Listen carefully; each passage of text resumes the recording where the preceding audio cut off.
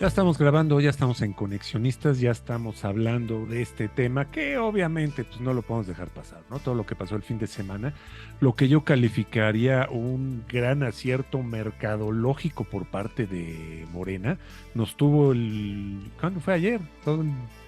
Prácticamente todo, no, el viernes, perdón, prácticamente todo el viernes, viéndolos y checando qué es lo que pasaba, si salía o no salía, quién decía, quién no decía, desde tempranito estaban hablando, López Dóriga desde temprano destapó, etcétera, etcétera. Pero el caso es que ya tenemos las encuestas, ya tenemos los resultados de las encuestas y sobre todo ya tenemos lo que pues puede afectar a futuro, ¿no? Que es lo que nos interesa en esta sección que hemos llamado cultura política. Edgar, ¿cómo estás?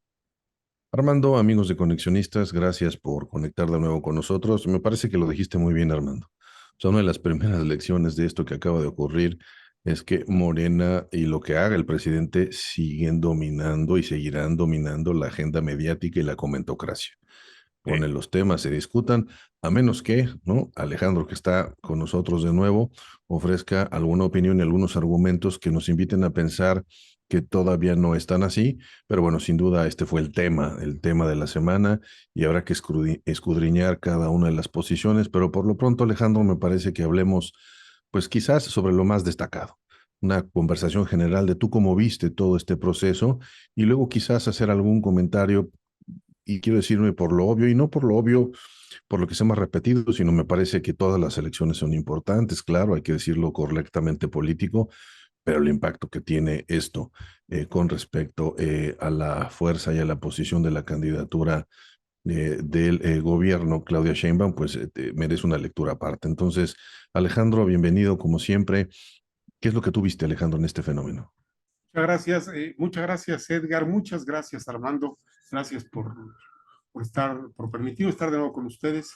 A ver, lo primero que diría, por supuesto que en términos de marketing político fue un éxito y fue tan importante y avasallador, como dice Armando, eh, que le quitó atención a otros temas también importantes, como la sucesión en la rectoría de la UNAM.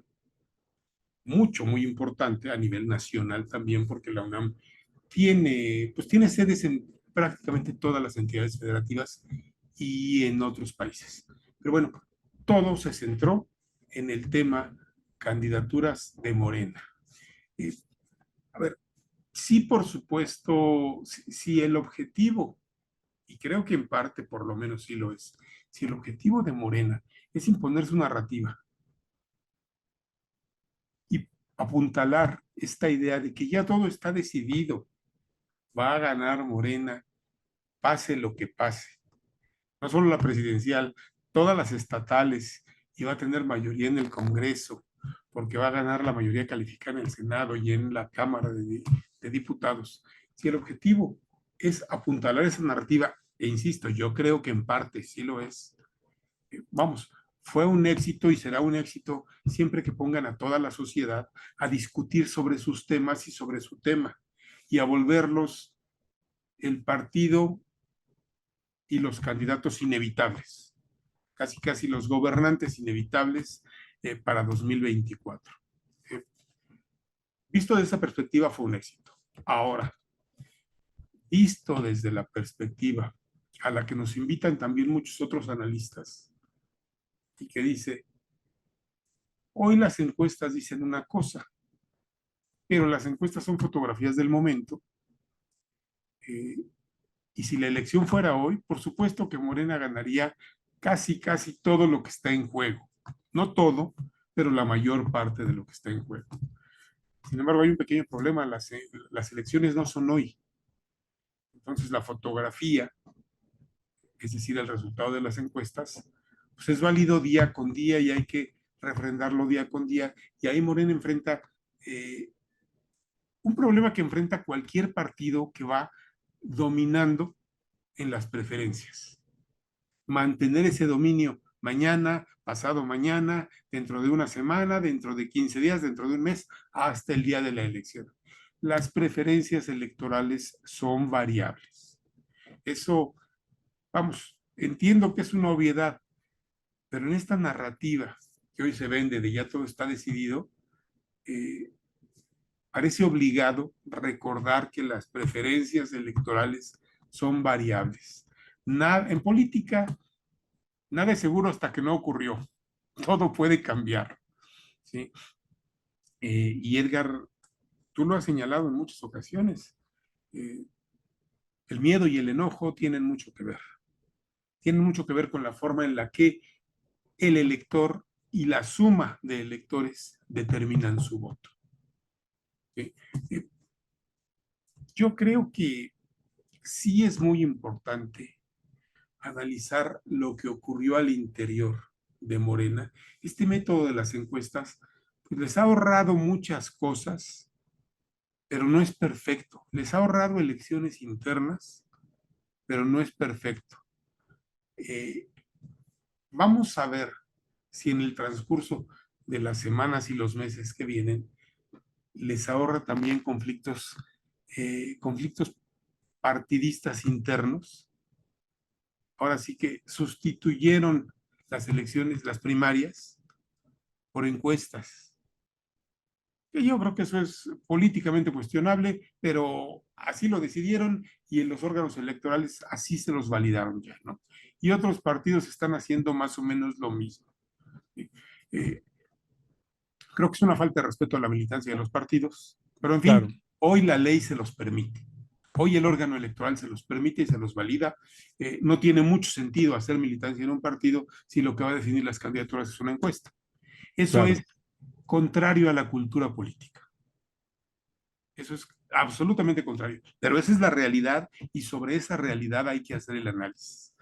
Y te estás tocando un tema bien, A ver, bien interesante de futuro, de las formas y los modos, los usos y costumbres que sí se están redefiniendo. O sea, no, yo diría que cualquier analista político, social, podría ver que se está generando una cultura justo por esto que comentas del uso y quizás el abuso del peso que se le está dando a la encuesta. Y me llama mucho la atención esto que dices en términos de, pues, ¿para qué militar? ¿No? Si a la hora de la hora lo que importa es lo que digo en ser, la encuesta. claro, ser popular, tener medianamente arrastre y penetración con gente que haga ruido, tener, digamos, una retórica interesante, porque entonces la encuesta y la forma de hacerla, quien le aplique es lo que más importa, pues entonces la militancia deja Deja de de tener pesar, sentido. ¿no? Exacto.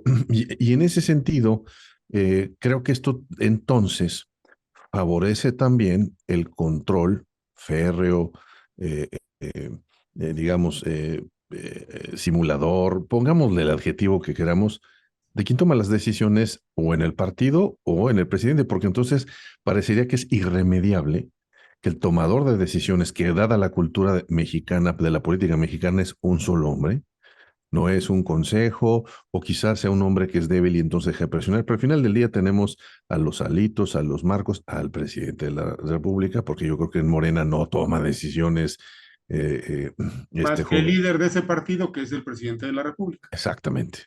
Entonces, porque por ahí están, digamos, circulando algún tipo de análisis que dice que lo que ocurrió en el caso específicamente, y permítanme que me vaya para allá, a la candidatura para el gobierno de la Ciudad de México, pues no fue o no se explica o no alcanza para explicar que esto haya sido una toma de decisión exclusiva del tipo de mando que ejerce el presidente, y de mando y de control que ejerce el presidente de la República sobre todo lo que tiene que ver Morena y su candidata. Yo creo que yo no lo veo así, pero bueno, no sé cómo lo vean ustedes. A ver, salvo que Armando piense diferente, pues me parece un despropósito afirmar eso. Y lo digo con toda claridad. Y me parece que quien está corriendo esa versión es Viridiana Ríos. Me parece absolutamente equivocado. Porque ahora resulta que entonces el presidente López Obrador no es un hombre acostumbrado a imponer sus decisiones dentro de su partido y en su gobierno y desde su gobierno. Entonces, lo que hemos visto han sido puras malas interpretaciones nuestras. A ver, eh, la realidad de los últimos 5 años y fracción, desde que ganó la elección y Enrique Peña Nieto prácticamente le entregó la presidencia de la República antes de tiempo, el presidente ha impuesto su visión, su realidad, sus cambios de opinión con respecto a temas como la militarización, por ejemplo, y ha sido él y frases que yo creo que vamos a recordar a lo largo de muchos años, como no le cambien una sola coma, sin cambiarle una sola coma, han salido de él. El presidente es un hombre, y muchos clásicos del análisis político dirían hace bien, que oficia misa solo, que no comparte decisiones. Creo que lleva al extremo eso. Entonces, que cualquier analista, llámese Viridiana, Viridiano o como le quieran poner ustedes, nos diga Ajá. hoy que el presidente no tuvo que ver en la decisión de bajar a García Harfuch cuando sí era el más popular en la encuesta, contradicción con el método de Morena. Sí era el más popular en la encuesta, pero los duros de Morena, incluido el presidente, no lo querían a él. Bueno, me parece, Es ingenuo. no sé, me parece, voy a recurrir a un término que no me gusta mucho, pero no encuentro otro que lo describa. Me Adelante, adelante. un salto mortal, una enorme maroma, Bueno, triple salto mortal. Es imposible que alguien compre que el presidente no tuvo que ver en esta decisión. Y a ver, regreso nada llevan más, todo el domingo maromeando. claro, a ver, regreso un momento. Y lo que decías, Edgar, efectivamente, a ver, esto que estamos viendo, este abusar de encuestas que además son de manufactura bien dudosa, Eso, sí, perdón, sí. pero son de manufactura bien dudosa, y nos han enseñado a lo largo no solo de procesos internos, sino de elecciones constitucionales, que cada día son menos confiables. Ujú. Ujú. Abusar de esta herramienta me parece que, vamos, va en contra, desalienta la militancia por lo que ya dijimos. Y que los partidos se queden sin militancia es algo peligroso para la sociedad, porque sus dirigencias se alejan de la sociedad. La militancia Claro, es la que los asocia con la sociedad. Eh, en el sentido tradicional, eh, ¿cómo se llama este francés de Duverger? Ujú. Ya, hay dos tipos de partidos, los partidos de cuadros y los partidos de masas. Nosotros habríamos creído que Moreno es un partido de masas. Pues lamentablemente no, no en el sentido clásico. ¿Por qué? Porque militar ya no importa, claro. importa simpatizar. Muy bien. ¿Sí? Militar ya no importa. ¿Y a qué nos lleva esto? Lo dijiste muy bien, Edgar. Eh, a que la cultura de las decisiones populares, que ya hemos sufrido mucho y no nos ha llevado, vamos, yo diría, ese es el germen del origen de la crisis de los partidos que tenemos en México y en muchas partes del mundo, Sí, de acuerdo. y de la Sí, crisis de la democracia. Esta forma de hacer política agudiza esa crisis. ¿Por qué? Porque consolida y lleva al extremo esta cultura de las decisiones populares. sí. ¿Qué pasó en Muy Morena? bien. Yo sí creo, perdón Armando, yo sí creo Ujú. que Claudia Sheinbaum tiene un problema. No Hacia digo allá que no voy, lo vaya a hacia poder allá voy. solucionar, ¿eh? Pero ¿cómo queda ahorita? O sea, A ¿dónde la ver, deja todo esto que ocurrió el fin de semana? ¿Dónde deja Claudia Sheinbaum? la deja en un lugar delicado, sobre todo por el tema García Harfuch. Si Claudia hubiera retirado a su candidato antes de tiempo, Ajá. habría perdido mucho menos de lo que perdió. Qué interesante es lo que estás diciendo, fíjate. A Qué ver, interesante, porque me Claudia parece, creyó, me parece eh, que creyó que el presidente la iba a dejar decidir. claro, eso. Me parece que lo creyó legítimamente, ¿sí? Y se llevó una sorpresa que no debe tenerla nada contenta, porque quedó mal frente a la militancia, quedó débil frente a los duros, militancia y simpatizantes de Morena. Y el guiño que intentó hacerle a las clases medias, colocando a un candidato que decían puede ayudarnos a no perder Sí, la ciudad, pues el guiño acabó en una especie de mueca, eh, quedó mal con las clases medias, mal con los duros de Morena, debilitada como candidata. A ver, el bastón de mando, y por todos lados dicen, ¿no? Pues parece una escoba un palo de escoba o un palo de trapeador. El bastón de mando no sirve para mandar, ¿no? La autoridad de Claudia sí me parece, y me parece lamentable también, eh, quedó en entredicho con esta decisión que se tomó. La verdad es que yo creo que el presidente tendría que cuidar más a su candidata. Tendría que cuidar más a su candidata, porque esto, a ver, a Xochitl Gálvez se le va el discurso y se le olvidan las ideas y se equivoca, haciendo Xochitl Gálvez, ¿eh? Sí. Pero vamos, esto que ocurrió en el caso del partido en el poder es todavía más grave que si a Xochitl Gálvez la regañan en público los tres dirigentes de los partidos que la postulan. Es todavía más grave, ¿eh? ¿Por qué? Yo, Porque hoy las encuestas dicen que Claudia Sheinbaum tiene amplias posibilidades de ser la próxima presidenta de la República. yo creo que tocas ese punto clave que a mí, en mi opinión, resume todo esto, porque cuando Armando preguntas dónde queda Claudia, yo creo que queda en el lugar donde empezó.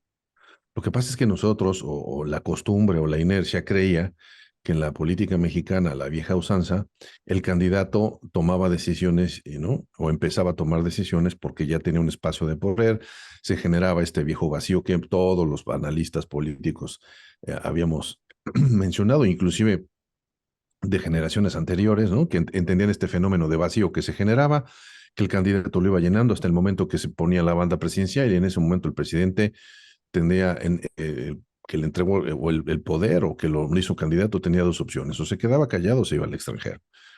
Pues, pero esas reglas, con lo que acabas de decir, Alejandro, nos recuerdan que esta es otra versión, quizás un retroceso de una política que concentra más el poder en una sola persona, Más de que lo que la no, concentraba antes, ¿eh? exacto, que no va a dar concesiones y que me parece que quizás todos los que pensamos o todos los que pensaron que esa pase de bastón efectivamente era una especie de señal para que Claudia tomara sus decisiones, pues no era tal.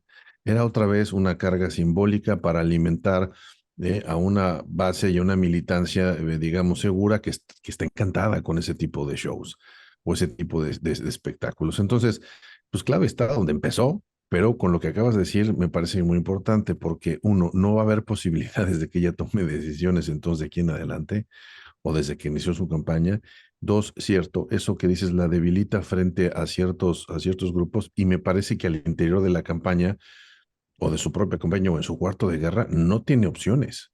O sea, o la opción de desobedecer, patalear a estas alturas en contra del presidente, yo no la veo y creo, mi opinión es, aquí va la hipótesis para cerrar y concluir, es que si las tendencias se cumplen, y las tendencias me refiero en términos de que Claudia va adelante y que Xochitl no crezca por todos estos tropiezos, como estamos viendo quién es Xochitl en términos políticos, y que este asunto de ustedes, disculpen si me olvidó el discurso, termine también por desencantar a Claro, cierto votante, pues entonces lo que vamos a tener es que hay más posibilidades para que el presidente López Obrador haga todo lo posible por poner todos los candados, ubicar a todos sus cuadros para evitar justamente ese, entre comillas, rompimiento que tradicionalmente el candidato ganador tendría que ejercer contra el presidente saliente. Entonces, pues yo creo que se exhibe esto de que, pues sí, Claudia es el títere, ¿no? Del presidente o la marioneta o lo que se le haya calificado. Yo no sé El cómo ven mando, eso. el mando le dio un bastonazo, sería mi no le dio un lectura de bastonazo. todo esto. Podría ser, ¿no? A ver, y yo diría, estábamos acostumbrados a ver este distanciamiento del presidente saliente con el candidato en la cultura del viejo partido ultradominante, del viejo PRI, Ujú. no del PRI de Peña Nieto, no, no, a ver, No, no, no. de antes, ¿no? Del PRI que entregó el Ujú. poder. Sí, Eh, y por supuesto que había intervención del presidente de la República en la campaña y en las decisiones de la campaña. Era en muchos sentidos el coordinador de la campaña, sí, pero también había mucho cuidado con la forma en la que se negociaban las decisiones. ¿Por qué? Porque el presidente cuidaba a su candidato, claro. cuidaba y lo cuidaba bien. Eh, Eso hacía que la posición de candidato fuera una posición de poder real. Cuando el presidente avasalla a su candidato, que es lo que acabamos de ver en este caso, eh, la autoridad de Claudia, de la candidata de López Obrador, queda en entredicho.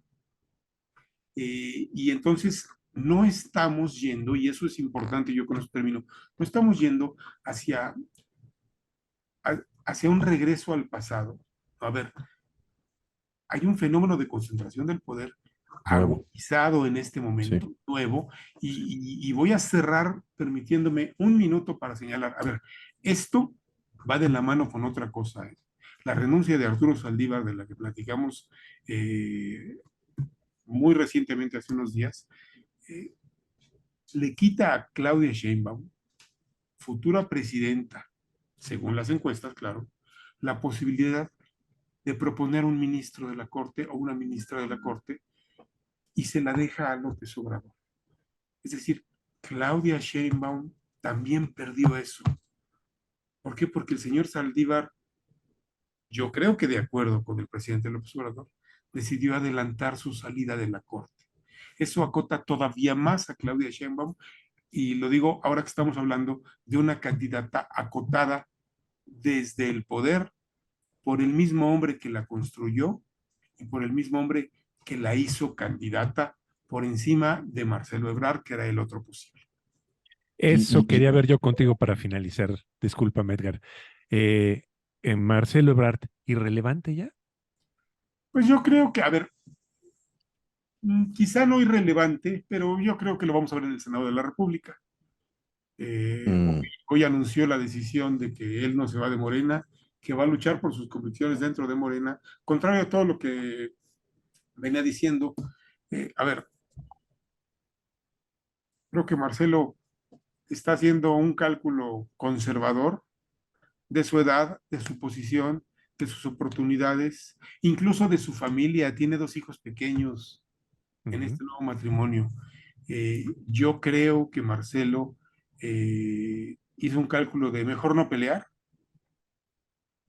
Eh, y por supuesto está, pues está renunciando a su posibilidad de ser presidente, si es que algún día la tuvo.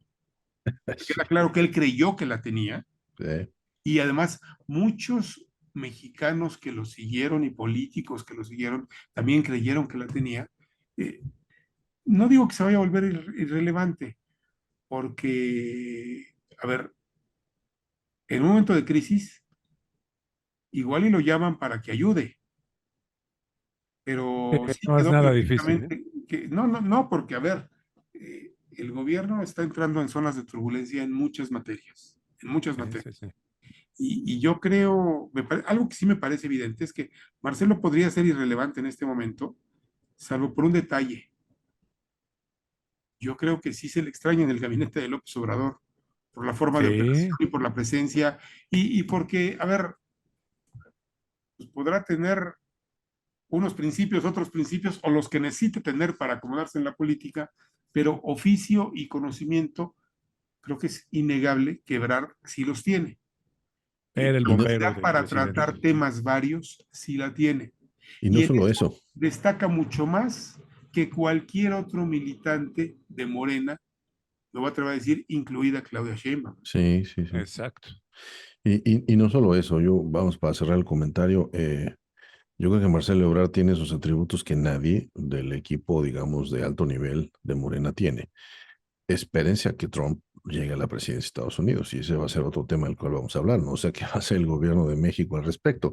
Y para cerrar, Alejandro, con todas estas señales que has mencionado, yo pondría otra para despedirnos, porque además de la renuncia de Saldívar, del ministro, ahora tenemos a al candidato TikTok, ¿no? Al gobernador Cito de Nuevo León, que llega con esta candidatura y si después de ver el abrazo que le pone y el apoyo que le pone el empresario Premier, que ha estado siempre muy cerca de López Obrador, pensar en esta hipótesis de que López Obrador no mete las manos, que fue Claudia la que negoció, la que está cerca de la conversación con Dante Delgado para que finalmente haya un candidato para restar votos a la oposición, etcétera, etcétera. Pues esas conversaciones me parece que nadie del equipo de Claudia, ni nadie del gabinete, ni nadie de Morena es capaz de tenerlas, no por falta de capacidad, sino falta de iniciativa y control. Entonces, otro elemento más que refuerza esta hipótesis que comentas de, a ver, no,